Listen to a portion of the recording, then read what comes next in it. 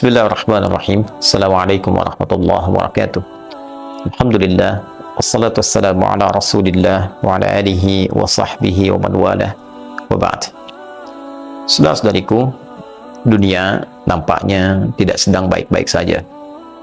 Dunia saat ini bagi sementara orang mungkin terasa membahagiakan, menyenangkan, tapi umumnya kita mendapati keadaan yang sangat jauh berbeda saat berbagai macam tindakan kriminal sedemikian marak untuk terlihat, marak untuk terdengar, marak untuk disaksikan, bukan hanya pada sesuatu yang tampak di hadapan, tapi pada berita yang menyebar dari berbagai seantero negeri dalam kehidupan global. Akumulasi semua tingkat keburukan ini, bila kita sedikit banyak meluangkan waktu dan mengarahkan pandangan kita, maka saat ini mata dunia tertuju pada satu tempat yang bersejarah, tempat yang melahirkan banyak nabi yang memberikan pencerahan dalam kehidupan dunia, tempat yang menjadi persinggahan bagi sebagian nabi yang membawa risalah, bahkan tempat berisra nabi yang sangat mulia, Nabi Agung Muhammad sallallahu alaihi wasallam. Itulah Palestina yang tidak sedang baik-baik saja. Saat sebagian dunia merasakan ketenangan, fasilitas yang baik, tentu di sana sangat jauh berbeda. Bukan hanya terdengar kisahnya, sekarang mudah untuk diakses, ditampakkan keadaannya. Orang-orang yang berkehidupan tenang dan nyaman di Palestina, khususnya di Gaza, di utara, mesti berhadapan dengan peluru, mesti berhadapan dengan rudal, mesti berhadapan dengan tank, dan bukan hanya mengeksekusi mereka, tapi juga mengusir warga yang ada di dalamnya untuk berpindah. Dari utara, selatan pun dipaksa untuk berpindah. Ini keadaan yang berlangsung di Rafah saat sebagian besar warga Palestina hanya mendapatkan tempat itu untuk berpijak, mengungsi dalam kondisi yang bahkan tidak ideal. Dalam beberapa hari ke belakang ini, mereka menghadapi situasi yang nyaris sama seperti tempat-tempat sebelumnya. Tembakan, ancaman, berbagai macam jenis-jenis tindakan yang tentu bukan hanya mengancam kepada jiwa, tapi juga meruntuhkan berbagai macam harapan dan cita-cita berkehidupan. Dalam suasana demikian, semua terpanggil setidaknya dengan nilai kemanusiaannya. Maka hal yang sebelumnya nyaris tidak terjadi, bahkan sekarang nampak ke permukaan. Di Amerika, para mahasiswa, mahasiswi yang bergerak dari Columbia University, dari kampus-kampus yang lain, memberikan sifat toleransi kemanusiaan mereka untuk menyuarakan kegelisahan tentang situasi yang terjadi di Palestina.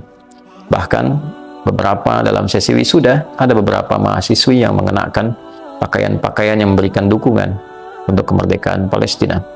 500 orang berpengaruh di Perancis juga mendesak Presiden Perancis Macron untuk menyatakan dan mengakui kemerdekaan untuk Palestina. Alhamdulillah, di PBB statusnya telah naik, walaupun juga kita merasakan banyak ketidakadilan. Betapa sulit bagi satu negara untuk mendapatkan pengakuan ketika ratusan negara sudah mengakuinya.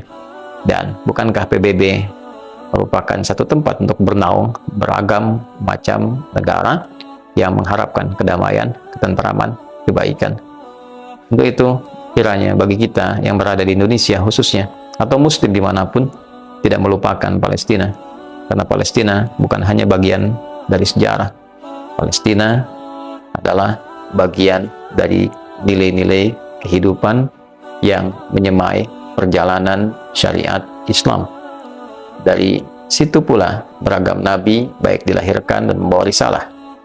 Ke Masjidil Aqsa, Nabi Muhammad SAW melakukan Isra, bahkan mengatakan, la tasyuddur rihal, janganlah kalian semua menguatkan keinginan untuk bepergian, illa thalathati masajid, kecuali kepada 3 masjid, yaitu Masjidil Haram dan Masjid Nabi, juga Masjid Al-Aqsa.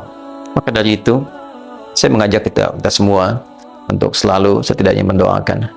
Mudah-mudahan Allah Subhanahu wa Ta'ala melindungi saudara-saudara kita di Palestina, memberikan kemerdekaan terbaik, Dan bukan berarti perhatian kita ke Palestina menghilangkan perhatian utama kita pada saudara-saudari kita sebangsa setanah air. Tetap itu nomor satu yang harus kita lakukan. Tetangga kita, kerabat kita yang sedang diuji dengan musibah, banjir bandang, baik di Sumatera, di Luwu, dan lain sebagainya. Tentu itu menjadi prioritas. Namun, tidak juga menjadikan itu semua membuat kita lupa tentang Palestina.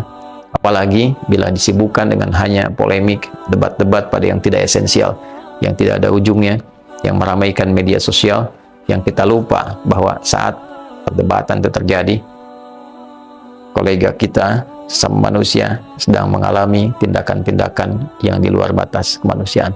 Semoga Allah melindungi kita, menjaga kita, menjaga bangsa kita. Terima kasih kepada Bu Menlu, terima kasih kepada perwakilan pemerintah di PBB yang begitu kuat berjuang, setidaknya untuk bisa memberikan support dan raihan kemerdekaan untuk bangsa Palestina. Teman-teman, jangan lupa mengapa video ini dibuat sedemikian kuat. Kita berusaha membantu, mensupport, bahkan kita sama-sama mengumpulkan sesuatu yang mungkin nilainya tidak seberapa. Kita titipkan melalui Basnas, dikirimkan ke sana dalam bentuk makanan. Tapi apa yang terjadi? Bahkan bantuan pun dirampas, dirampok, diinjak, dan di antara beberapa bantuan yang dinistakan itu adalah yang sangat familiar pada ingatan kita, pada pengetahuan kita, mie instan yang tentunya di dunia ini tidak akan didapatkan kecuali dari Indonesia. Maka bila dengan semua itu kemudian telah terjadi, belum membuat mata kita terbuka untuk memberikan doa-doa maksimal, maka dengan cara apa lagi Allah menampakkan kepada kita setidaknya untuk melahirkan nilai kemanusiaan kita. Sekali lagi, semoga Allah mengampuni kita semua, memaafkan kita, dan menjadikan negeri kita kuat sehingga punya pengaruh besar di dunia ini untuk menjaga kedamaian seperti amanat dari pembukaan undang-undang kita yang mengharapkan perdamaian abadi untuk semuanya. Hadi Hidayat. Assalamualaikum warahmatullahi wabarakatuh.